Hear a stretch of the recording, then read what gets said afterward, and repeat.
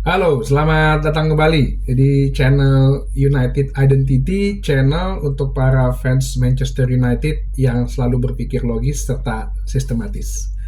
Jadi kali ini gue akan bahas ada suatu artikel yang menurut gue ini dipercaya kredibilitasnya dari Laurie Whitwell.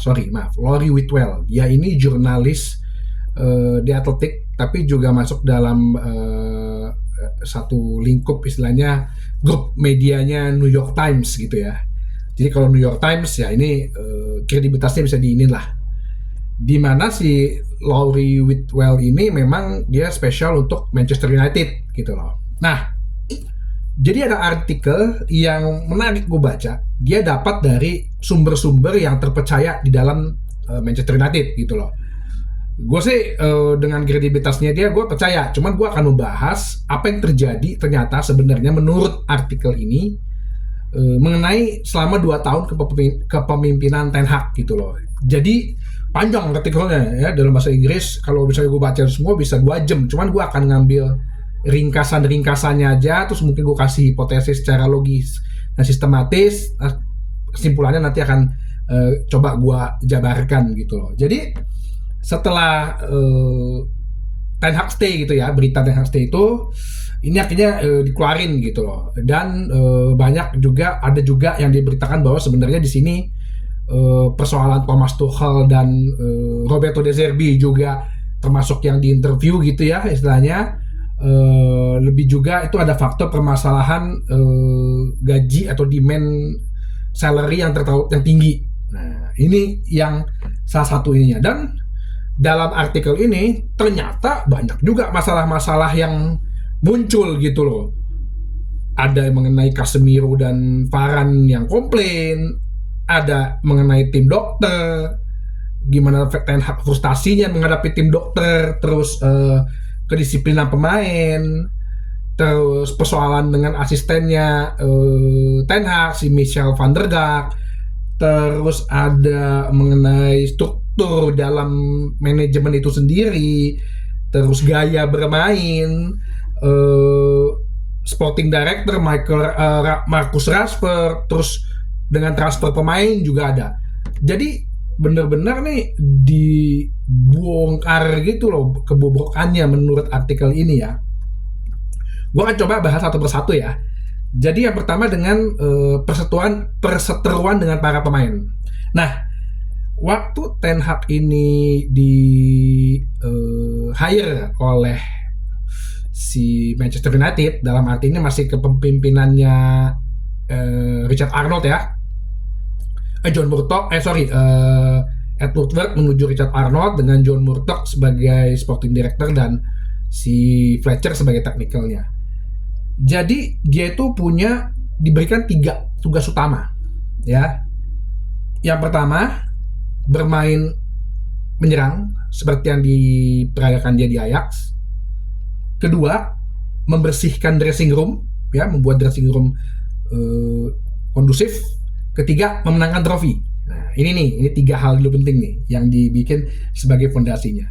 Jadi menurut artikel ini Fletcher sama John Murtough sebetulnya udah ketemu dengan Ten Hag itu di awal tahun 2022 ya. Dia masih berstatus pelatih Ajax gitu ya, mungkin pertemuan rahasia lah ya. Di situ Ten Hag menjabarkan gitu loh bagaimana game plan-nya dia, bagaimana konsepnya dia, metode kepelatihannya, bagaimana dia mau blueprintnya, membangun timnya itu bagaimana. Nah, ini yang dibilang bahwa kalau memang ini dilaksanakan, pasti akan menimbulkan yang namanya turbulensi, kekacauan nih. Karena itu ibaratnya suatu gerakan yang radikal, apalagi dengan cara dia melatihnya, playing style-nya. Nah ini nih yang yang masuk gitu, yang ketika dia masuk pasti akan terjadi turbulensi. Dan benar, pada saat dia melatih banyak beberapa pemain itu yang istilahnya nggak bisa menerima gitu loh, bukan nggak bisa nangkep gitu loh. Jadi Ten Hag itu kan dalam melatih dia selalu ngasih gini, gue kan pernah bahas ya pelatih Belanda. Lu cari aja mengenai definisi apa pelatih Belanda ya. Pelatih Belanda itu kan terkenal dengan sistem metodisnya gitu loh. Jadi apapun semua dijejelin gitu loh supaya lu paham dengan situasi lu bermain. Contoh, ini pernah gue bahas juga kayak Van Gaal waktu itu. Van Gaal itu kan di MU waktu dia melatih itu dia tuh selalu setiap pertandingan pemain diberikan email untuk dibaca. Kesalahan lo apa aja, informasi nih, kesalahan lo apa aja, ini yang harus dilakukan apa aja. Awal-awal pemain bisa nerima, tapi lama kemudian nggak pernah dibaca emailnya, gitu loh. Sampai ditanyain lo pernah baca emailnya belum? Belum. Nah, sama nih yang dilakukan Ten Hag nih sebagai seorang pelatih Belanda nih.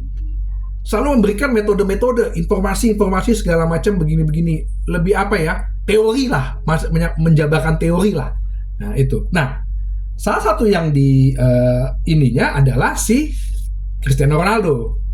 Jadi waktu Ronaldo itu sebagai penyerang, itu kan dia didapat bertunjuk direksi gitu ya, maksudnya dapat di sini bilangnya high intensity style. Jadi bener-bener pressure, high intense, pressure tinggi gitu ya. Jadi strateginya Ten Hag menurut artikel ini menurut dari sumber-sumber yang dalam percaya oleh Laurie Whitwell, biasanya kan 3 penyerang. Ten Hag itu pengen strateginya adalah yang men-push pada saat kiper memberikan bola ke defender pertama, ini saat dalam keadaan kita bertahan nih, itu 2 aja yang menekan, bukan 3.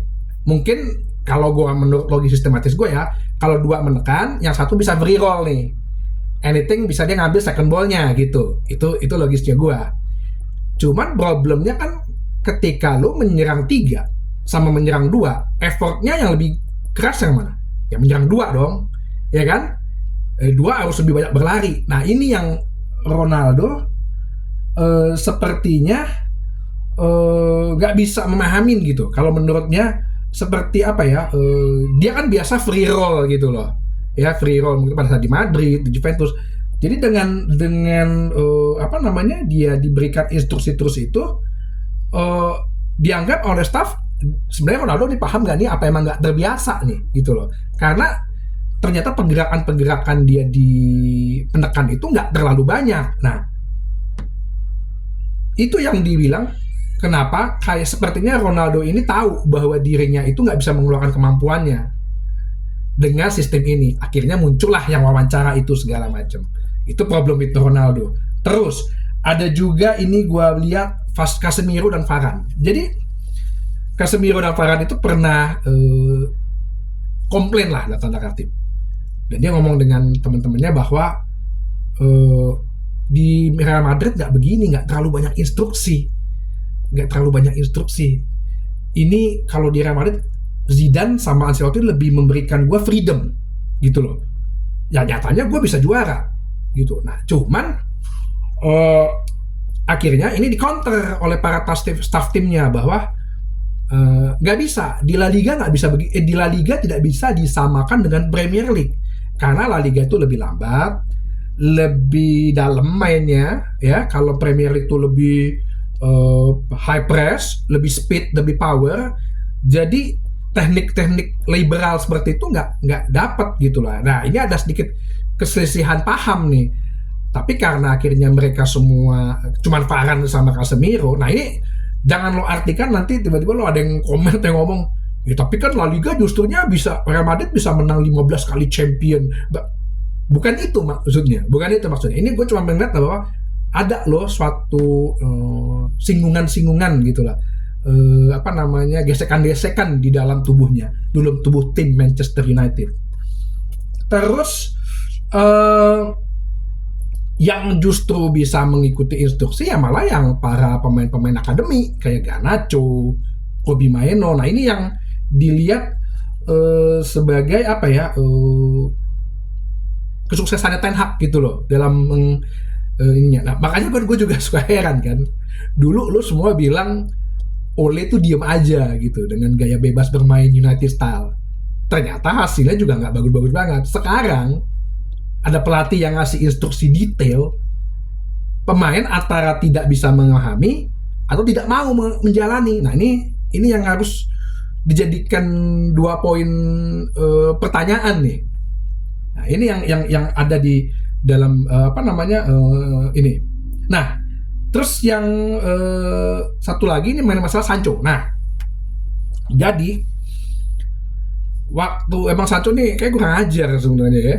Jadi waktu pertandingan kedua Ten Hag lawan Brentford, waktu kita kalah 4-0, Sancho itu dalam arti sarkastik ya, nyinyir gitu kayaknya, ngomong gitu. Jadi dalam suatu organisasi, tim, komunikasi itu harus penting. Lu harus ungkapkan apa yang ada dalam ininya, ya karena itu untuk kemajuan tim juga gitu ya, dengan nada-nada yang terserah lah, jangan sampai menyakitin orang sebenarnya kan gitu. Jadi menurut artikelnya, Sancho itu kayak nyinyir, bilang bahwa pada saat habis kalah 4-0 gitu ya, MU itu salah beli gue, orang gue bisa jadi kiri. Nah, sedangkan dia kan selalu dipasang di kanan kan, dari sejak zamannya Ole kan, bahkan dibeli untuk mengisi sektor kanan. Nah, inilah yang membuat Ten Hag akhirnya secara panik button beli Anthony. Nah, tapi Sancho dalam seiring perjalanan dia dilatih, dia tuh emang nggak menunjukkan mau mengikuti instruksi gitu, termasuk perselisihan dia dengan asisten pelatihnya Ten Hag, si Michel van der Gaag. Nah, dia seperti tidak ada keinginan, ya gini, dibilang katanya kan dia di Borussia Dortmund kok bagus gitu. Nah, karena di Borussia Dortmund dia diberikan kebebasan, nggak terlalu banyak diberikan instruksi gitu loh. Lo langkahnya kanan 2 kali, kalau di sayap lo harus begini. Nah, itu yang membuat dia terlihat seperti bersinar di Dortmund. Di MU dengan gaya coaching stylenya si Ten Hag seperti ini, nah ini yang dibilang bakal turbulence ini perseteruan dengan pemain itu. Puncaknya adalah pada saat sebelum melawan Arsenal bulan September yang dia akhirnya ngambek itu. Jadi pada saat, menurut artikel ini ya, pada saat latihan dia kan nggak mau ngikutin instruksi. Ten Hag bilang, ya udah lo kalau nggak bisa ngikutin instruksi, lo berhenti aja dulu latihan. Tahu apa yang terjadi dengan Sancho? Dia keluar lapangan loh. Itu makanya akibatnya dia dicoret dari tim untuk line up. Dan Ten Hag bilang kan, secara ini staf pelatih, maksudnya mungkin Michel van der Gaag kali ya, mengatakan dia belum siap, tidak memenuhi standar. Yang akhirnya lo tau sendiri ceritanya kan, dia bikin status lah di sosial media, terus gak mau minta maaf. Ini yang akhirnya, dan pada kenyataannya apa sekarang? Dia dijual kan oleh manajemen MU. Ya iyalah, nggak bisa lo begitu, tetap harus lo ikutin. Walaupun kemarin Benny McCarthy, pelatih penyerang kan sempat mau coba damaikan lagi ya, tapi ternyata nggak bisa. Oke, ya udah. Terus ada suatu lagi yang menginikan bahwa, nah Sancho ini ternyata punya geng di MU. Nah ini nih, geng-geng ini nih yang perlu dibersihin kalau gue bilang deh, ya. Nah, geng-geng inilah justru yang banyak istilahnya komplain, katanya suka banyak meeting Ten Hag. Bahkan sebelum latihan Carrington kadang-kadang 30 menit lagi, 30 menit sebelumnya meeting. Kebanyakan meeting. Beberapa ada yang protes, kata-kata senior player, bahwa meeting diulang-ulang. Ya sebenarnya kan ini kan gini loh, kalau dalam organisasi itu kan sebenarnya untuk memasukkan mindset kan, kotak lo, apapun yang lo masukin berulang-ulang dalam pikiran lo, biasanya itu kan jadi terbiasa. Mungkin itu maksudnya itu. Nah, mereka komplain, protes. Ten Hag bilang apa? Ini dilakukan oleh Guardiola. Ya dong, dia tahu dong, dia pernah di Munchen sama-sama, ya kan? Ini dilakukan juga oleh Arteta. Ini dilakukan juga Unai Emery loh. Jadi menurut gue kalau dalam poin ini ya gue sih berada pada pihak Ten Hag. Kenyataannya tim-tim itu masuk tuh Liga Champions, ada tuh hasilnya, walaupun gak dapat piala ya istilahnya Arsenal sama Aston Villa. Tapi dari sisi permainan konsistensinya mereka ada, karena ya itu diberikan instruksi, diberikan informasi, dan pemain-pemain ini yang nggak bisa nerima ternyata. Nah ini yang jadi satu masalah gitu loh. Terakhir sih katanya Ten Hag udah agak mendingan katanya. udah nggak banyak meeting lagi. Jadi dibilang di sini katanya khususnya pada akhir musim kemarin gitu ya, udah nggak banyak meeting, dia lebih banyak ngasih kayak video-video motivasi. Nah itu yang apa namanya yang dibilang sudah agak mendingan gitu. Nah yang satu lagi ini Anthony. Jadi sebenarnya ketika panic button itu mulai ada, sebenarnya ada dua pilihan ternyata, beli Anthony atau Rafinha. Rafinha sama sih harganya 80-an juta pun juga.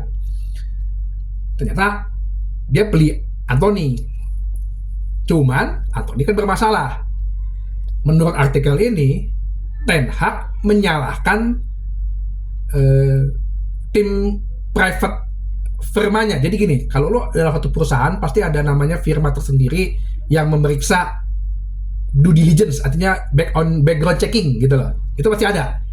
Karena gue ingat dulu waktu gue masuk bank aja, itu ada tuh orang yang buat background check gue, dia sampai nanya ke RT gue, Bapak kenal dengan Pak Andreas gak? Kenal dari mana? Bapak kenal Bapak itu gak? Tanya Pak Andre itu berapa lama kenal? Ya untungnya RT gue emang udah RT lama ya, sampai dibilang oh enggak, saya kenal dari lahir gitu. Tapi begitunya. Nah karena ada tiba-tiba ada kasus, si Ten Hag ini menyalahkan tim background check, tim due diligence. Kok lo nggak tahu? Karena masalah ini pada saat di Ajax. Kalau ini gue agak kritik sedikit Ten Hag. Lo dia kan sama-sama lo di Ajax. Apa lo nggak tahu? Apa lo sepertinya buang body ibaratnya gitu? Ya kan? Gue cuma ngerekrut, tugas lo kan bukan background check. Kenapa nih background checknya nggak ada? Nah ini nih. Ini berarti ini ada ketidaksinkronan dalam satu organisasi. Apakah tidak saling berkomunikasi?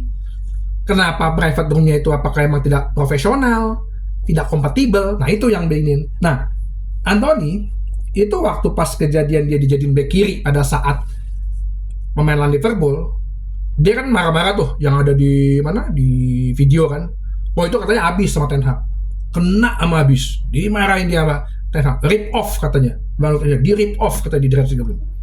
Ya, karena lu mau nggak mau lu harus apapun yang gue perintahkan posisinya, lu harusnya. Ini gue oke, setuju. Ya, nah terus kemudian pada saat di Everton, pertandingan Everton, dia juga Ten Hag mengkritik keras Anthony. Ya emang nih orang berarti, ya gue nggak tahu makanya apakah nanti musim depan dia akan dijual ya. Gue rasa sih bisa aja. Mungkin Ten Hag juga udah ini ya seperti yang gue bilang, apa yang terjadi dengan Mason Greenwood gitu loh. Nah terus ada satu lagi itu mengenai Rashford. Jadi Rashford ini indisiplinarnya ini loh yang dibilang sampai dia one on one dengan Sir Dave Bransfield. Ini Rashford udah dikasih waktu itu perpanjangan kontrak, malah justru dia menjadi tidak disiplin. Nah dia tuh janji Michael Rashford ini terhadap Dave Bransfield bahwa dia akan tidak mengulangi. Makanya akhirnya hukumannya si Rashford yang dia naik klub itu dikurangin. Nah ini yang jadi agak sedikit mungkin pergesekan sedikit sih antara manajemen Ineos dengan Ten Hag gitu loh. Nah terus ada satu lagi yang berita yang gue iniin, bahwa justru sebenarnya Ten Hag ini pada saat awal masuk dia menginginkan Greenwood itu balik. Ineos sama timnya ini pada saat dia datang ya, dia justru yang paling mengencourage agar Greenwood itu kembali. Makanya nih kalau dengan situasi saat ini masih digantung dulu nih Greenwood, gue sih sangat berdoa banget kalau emang dia berani ngambil risiko. Oke, gue yang tanggung jawab Ten Hag, gak apa-apa gue ditanyain tiap kali press conference, yang penting Greenwood balik. Oke, kalau itu gue setuju, gue ajuin jempol. Nah yang kedua, ini permasalahan struktur. Jadi selama ini dari zaman John Murtough, struktur itu nggak jelas. John Murtough itu kerjanya apa? Bahkan Fletcher itu sebagai technical director nggak terlihat sebagai technical director, cuma katanya sebagai kayak penyampai informasi doang. Ada latihan ya besok, ada latihan ya gitu. Nggak ada struktur yang jelas. John Murtough juga nggak bertindak sebagai sporting director, ya. eh, ini yang mengapa dia bilang waktu itu pas awal-awal dia masuk konferensi pers kan Ten Hag bilang it's a mess, sangat berantakan. Waktu dia masuk pre-season di Amerika itu ada pemainnya itu sekitar 5 katanya itu clubbing di menurut artikel ini. Dipanggilin dong, kenapa lo clubbing pada saat ini di Las Vegas? Tahu jawabannya apa? Ini mentalnya nih. Ya gue kalau udah di Las Vegas, masa gue nggak nikmatin ke party? Coba. Apa lu akan tetap menyalahkan pelatih kayak gini? Apa lu nggak sadar bahwa Manchester United itu udah seberantakan ini mentalnya? Masa ada pemain sampai ngomong gitu? Nah, ini yang akhirnya dibenahin sama Ten Hag, disiplinnya ini. Terus walaupun ya pada saat ini ada Ineos di sini dibilang Ineos tuh menginginkan ada kayak pelatih muda. Nah ini nih pengen pelatih muda ala Moneyball dengan data segala macam. Tapi Ten Hag mempertahankan Michel van der Gaag karena Michel van der Gaag ini kalau dianggap mereka tuh sebenarnya orang yang pinter, bisa 7 bahasa, rajin juga dia menganalisa pertandingan, video, mengasihkan laporan yang ini. Cuman memang sifatnya dia keras sama Ten Hag. Jadi kalau lo dulu kerja gitu ya, ini gue selalu ibaratkan dengan dunia nyata deh. Lo punya manajer, punya supervisor. Biasanya tuh mereka main bad cop, good cop gitu loh. Jadi supaya lo, misalnya supervisor biasanya bad cop, manajer biasanya good cop. Supaya hidup lo balance gitu bahasanya. Enggak. Kalau lo dimarahin dua-duanya kan kacau gitu. Yang kejadian di MU, dua-duanya bad cop. Ini yang jadi kritisi oleh para pemain. Sebenarnya Michel van der Gaag ini gimana sih? Nah, setelah Ineos masuk, Ineos mengubah culture-nya gitu loh. Kan Ineos pertama masuk, dia bilang gua akan pangkas karyawan, ya 1.000 karyawan gue pangkas.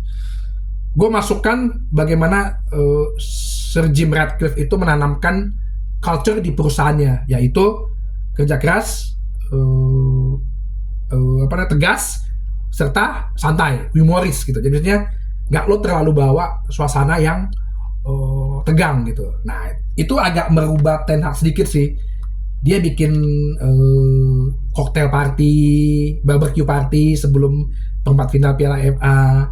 Terus kemarin itu sempat ada juga protes mengenai kalau latihan tuh selalu pemberitahuannya mendadak gitu loh. Ini akhirnya mulai dirubah sama Ten Hag. Akhirnya mandatori 10 hari sebelumnya harus ada pemberitahuan jika ada perubahan jadwal. Ini agak lebih mendingan, dulunya katanya sebulan katanya. Kalau itu sih gue masih masuk akal. Kan karena pemain kan mau punya waktu dengan keluarga kan, misalnya udah janji sama anaknya minggu depan mau jalan, tiba-tiba harus latihan. Nah, kan itu yang menurut gue emang harus ini. Nah, masalah ketiga, masalah cedera. Jadi menurut artikel ini, kan Desember tahun lalu, 2022, zamannya Rangnick, Steve McNally itu setelah 16 tahun nggak jadi dokter lagi. Nah, diganti oleh penggantinya sementara, dari namanya Liverpool, si Jim Moxon. Si Gary Driscoll yang sering lo salah-salahin ini dari Arsenal, udah diinterview sama Ten Hag bulan Januari 2023. Ya. Ten Hag berharap dia tuh cepet datang ke ke Carrington 1 Juli. Tapi Arsenal lama-lamain menurut artikel ini karena katanya cari penggantinya dulu baru lo pindah. Akhirnya baru September dia masuk. Jadi lo salah nyalahin orang nih, bukan salahnya Gary Driscoll sebenarnya. Pertama nih kayak si Jim Moxon namanya yang pendokter sementaranya itu dari Liverpool. Dan si Driscoll ini telat masuknya. Begitu dia telat, akhirnya muncullah si Licha ternyata harus operasi. Cara Marasia menghilang, Luke Shaw, si Johnny Evans juga. Nah, akhirnya sampai Luke Shaw kan main ngomong kan, medik salah, gua salah, semua salah. Akhirnya dimeetingin kan, menurut artikel ini, kenapa ya cedera? Kenapa ya? Ada yang bilang kan, wah latihan, semua media mengatakan latihannya. Ada tim analis menganalisa ternyata bukan karena latihan. Otot-ototnya itu bukan karena latihan. Dalam artikelnya disebut gitu loh. Kenapa kalau kayak gitu? cederanya ini, diambil kesimpulan perawatannya. Jadi pasca cederanya itu, perawatan cederanya itu yang nggak bagus katanya menurut pemain. Ya, jadi sebenarnya cedera dalam latihan itu bisa aja, tapi pemulihan dan perawatannya itu ternyata menjadi masalah. Makanya sekarang di hire lah yang dari Arsenal itu fisioterapi. Di fisioterapi itu untuk pemulihan, ya.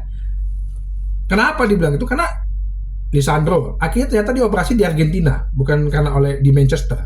Casemiro di timnas Brazil ternyata. Tyrell Malacia juga ternyata di Belanda. Nah, ini yang perlu dibenahin akhirnya mengenai tim dokter. Jadi bukan dokternya ya, pemulihannya, catat. Dan bukan karena dokter Arsenal, salah lagi kita semua. Terus rekrutmen. Mengenai rekrutmen, dari awal 2022 dia udah minta striker. Tahu siapa yang striker pertama kali mau diincar sama dia? Cody Gakpo. Kenapa? Karena Cody Gakpo dia di PSV, dia kenal. Dia bisa semua posisi, bisa di sayap kiri, bisa di tengah. Terus harganya waktu masih murah lah, sekitar 40 juta pound. Manajemen bilang nggak bisa, lo pilih dua, Anthony atau Gakpo. Ya udah, karena kanan nggak ada, ya dia pilih Anthony. Tahu kan di Januari dia akhirnya beli Weghorst. Di summernya tahun keduanya si Ten Hag, dia pengen beli siapa? Harry Kane. Tahu apa menurut artikel ini? Dibilang si John Murtough sama Richard Arnold nggak mau bernegosiasi dengan Tottenham karena ribet, tidak Daniel Levy katanya. Nah, hilang lagi nih kita nih. Terus bahkan sih sebenarnya Ten Hag udah sempat interview Molorwani, ya, Randal Kolomuani dari Frankfurt. Cuman dia nggak srek kayaknya sama Muani. Nah, karena Muani kan akhirnya juga cuma 9 gol. Akhirnya, karena emang dia butuh striker, dia belilah Højlund. Menurut artikel ini, Højlund itu dia cuma melalui video call. Interviewnya melalui video call. Dan dia langsung tahu karakternya. Dan menurut si Laurie Whitwell, sumbernya ini bilang, Ten Hag itu sebenarnya gambling dengan si Højlund. Iya, untungnya gamblingnya ini ya cukup berhasil ya, 16 gol, 2 assist. Nah, ini yang gue lihat, tim rekrutmen juga ternyata kacau parah gitu loh, ya. Frankie de Jong, dia juga emang dia sudah meyakinkan bahwa gue bisa kok yakinin Barcelona sama Frankie untuk deal gitu loh. Ten Hag udah ngomong gitu, tapi ternyata nggak bisa dilaksanain, mungkin karena masalah harga segala macem. Declan Rice tuh dari sebelum dia musim pertama tuh dia udah ngeliat, dan banyak pemain tuh setuju dengan Declan Rice sama Harry Kane ini, karena Declan Rice tuh butuh mentalitinya, ya tau sendiri kan, Declan Rice emang determinasinya kan bagus. Nggak diberikan Declan Rice, ya. Akhirnya apa? Pas musim kedua pun diincar juga tuh Declan Rice. Akhirnya Arsenal ngambil. Faktanya kita beli Mason Mount terpaksa. Ya mungkin Mason Mount karena bisa tersetel, katanya alasannya gitu. Terus Diogo Dalot ternyata itu mau ditukar sama Denzel Dumfries. Cuman nggak ada kesepakatan karena masing-masing tim pengen ada penambahan uang. Nah, dari sini gue simpulkan apa? Ya tim rekrutmen, tim negosiasi. Kalau sekarang, kalau gue lihat, tim negosiasinya mulai agak sedikit cerah nih. MU mau beli Jared Braithwaite, Everton punya 70, oke gue kasih cuma 35 juta. Plus add-on 8 juta. Nah, ini udah mulai agak bagus nih. Nah, jadi gue lihat, ini juga salah satu faktor kekacauan dalam tim itu, ya ini, tim rekrutmen. Nah, ini yang satu lagi terakhir, tactical plan. Jadi, gue pernah bahas ya, cuma Ten Hag ini mau main apa sih, gitu ya.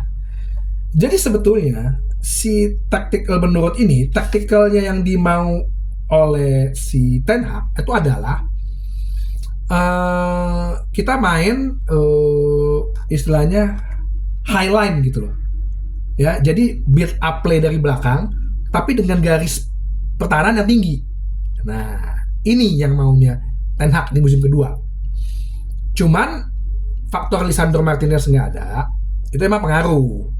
Yang ball playingnya sebagai defender emang nggak ada nih orang pertama yang dapat bola dari kiper. Padahal kita udah dapat si Onana. Plus terlebih juga dengan komposisi back yang berubah-ubah, Onana tuh kadang-kadang jadi bingung. Nah, apa yang terjadi selama ini? Kalau lu lihat dari pertandingan Everton, itu kan tengah kita suka kosong. Nah, yang terjadi selama ini yang sekali gue bilang, apakah pemain belakang yang nggak bisa mengikuti instruksi, apa tidak mau?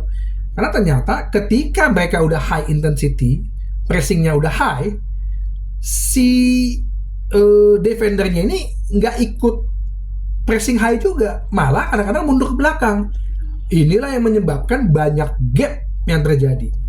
Nah, kalau katanya bola-bola lambung yang suka dimainin Onana, itu sebenarnya instingnya Onana sendiri ternyata. Dari bolnya itu. Yang dimana kalau berjaman De Gea, ya De Gea nggak bisa tuh punya naluri seperti itu. Paling dia kalau buang aja. Jadi kalau bola-bola yang dia langsung ke Garnacho gitu ya, langsung ke runnernya gitu, itu dia langsung. Jadi seharusnya itu game plan-nya kalau misalnya udah bola balik ke Onana, sebenarnya itu bolanya kalau menurut artikel ini game plan-nya bolanya itu ke pemain tengah gitu loh, karena kalau si defender udah kepres kan ya, logis ya sama gue ya, tapi instingnya Onana aja karena aduh nggak bisa nih kalau gini terus deh, gue langsung ke depan. Nah inilah yang menjadi kadang-kadang jadi pertanyaan mengenai tactical plan-nya. Sebenarnya blueprint-nya ini gimana? Nah, sempet beberapa kali akhirnya karena mentok gitu ya, si siapa namanya Michel van der Gaag sama Steve McLaren tuh suka minta, yaudah kita main pragmatis saja deh, bertahan menyerang, ya kan, bermain parkir bus saja deh, bertahan. Itu akhirnya kadang-kadang dipakai gitu loh oleh ini. Makanya kalau lo lihat kita main bertahan, ya itu karena game plan yang seharusnya diinikan Ten Hag itu apa namanya nggak jalan gitu loh. Itu yang makanya dibilang wah main pragmatis aja deh gitu loh. Nah terus dengan kemarin gitu, nah pertanyaannya adalah Ineos kan ngeliat lah, masa 38 pertandingan game plan lo nggak jalan-jalan sih. Nah inilah salah satu menurut Laurie Whitwell salah satu sebenarnya faktor yang ingin digunakan Ineos untuk memecat Ten Hag gitu loh. Cuman ya sekali lagi dukungan fans, terus adanya Piala FA itu juga mempengaruhi. Kalau enggak sih kayaknya Ten Hag emang udah dipecat gitu loh. Terus tidak adanya calon juga yang bisa levelnya di atas Ten Hag, makanya diputuskan untuk di Ten Hag stay dan bisa kemungkinan untuk diperpanjang gitu ya. Jadi apa yang bisa gue simpulkan dari artikel ini, bahwa ternyata emang kekacauan di Manchester United itu udah benang kusut banget gitu loh. Itulah kita sebagai fans United Identity akhirnya tahu kan apa sih yang terjadi sebenarnya dalam ya. Jadi manajemen dalam arti hanya manajemen sepak bola ya, manajemen apapun itu kan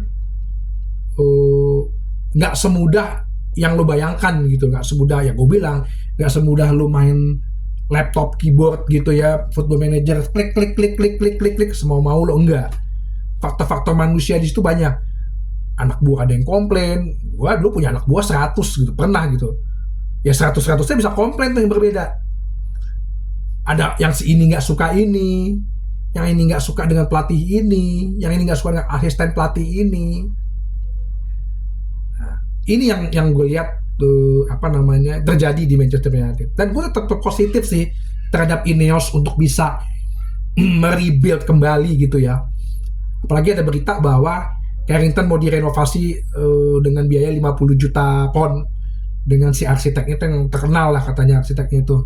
Ibaratnya dia arsitek itu Lionel Messi-nya dalam dunia arsitek. Nah ini yang gue bilang ya kita sebagai fans harus tetap mendukung dan menyuarakan segala macam bentuk perbaikan-perbaikan itu. Sekarang training facility udah mau diperbaikin, Ten Hag akhirnya stay. Nah, ini pemain-pemain ini nih, kita harus berani untuk bilang bahwa pemain ini nggak bisa. Akhirnya Sancho dijual gitu. Siapa lagi nih? Takaron Wan-Bissaka atau siapa? Siapa sih back-backnya yang nggak bisa ngikutin instruksinya? Nggak bisa atau nggak mau atau nggak mampu gitu. Nah, itu yang kita harus tetap menyuarakan. Jadi itu aja ya. Silakan boleh di share, like, subscribe, tulis di kolom komen. Ya, ini juga terbuka. Akhirnya kita bisa membuka pikiran kita mengenai apa yang terjadi di Manchester United. Kita bisa berpikir logis dan sistematis dengan artikel ini yang dikeluarkan oleh Lowry Whitwell. Ya, tetaplah menjadi fans Manchester United yang selalu berpikir logis dan sistematis dengan menonton channel United Identity. Sampai jumpa.